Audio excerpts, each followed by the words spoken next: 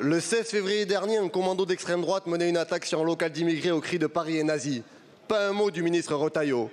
Samedi, plus de 1000 militants d'extrême droite ont défilé à Paris, visage cagoulé, tatouage nazi et tambour du Troisième Reich. Pas un mot du ministre Retailleau. Une manifestation encadrée par la police et déposée par une ancienne collaboratrice d'un député du Rassemblement national. Une manifestation dans laquelle se trouvaient Marc de Cacré, l'homme de main de Vincent Bolloré, et Axel Lousteau, l'ancien trésorier du micro-parti de Marine Le Pen. Une preuve supplémentaire qui prouve que le Rassemblement national n'a jamais coupé avec les groupes nazis. Une manifestation qui s'est terminée par des saluts nazis, comme l'a révélé le journal Libération. Toujours aucune condamnation du ministre de l'Intérieur. Il faut croire que M. Retailleau a plus peur des voiles que des saluts nazis dans l'espace public. Une manifestation qui n'aurait jamais dû avoir lieu. Le ministre de l'Intérieur vient de dire que ce n'était pas de sa responsabilité.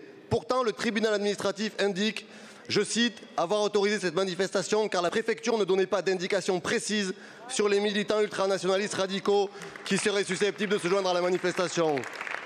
Qui peut croire que la préfecture de police de Paris ne savait pas qui était présent à la manifestation?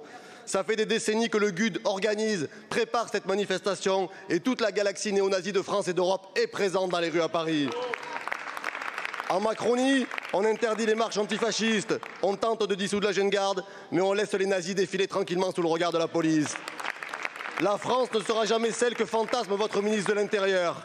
Nous avons besoin de plus de Jeune Garde et de moins de Bruno Retailleau. Nous disons à bas les nazis et vive les antifascistes. Et vous, monsieur le Premier ministre, que dites-vous?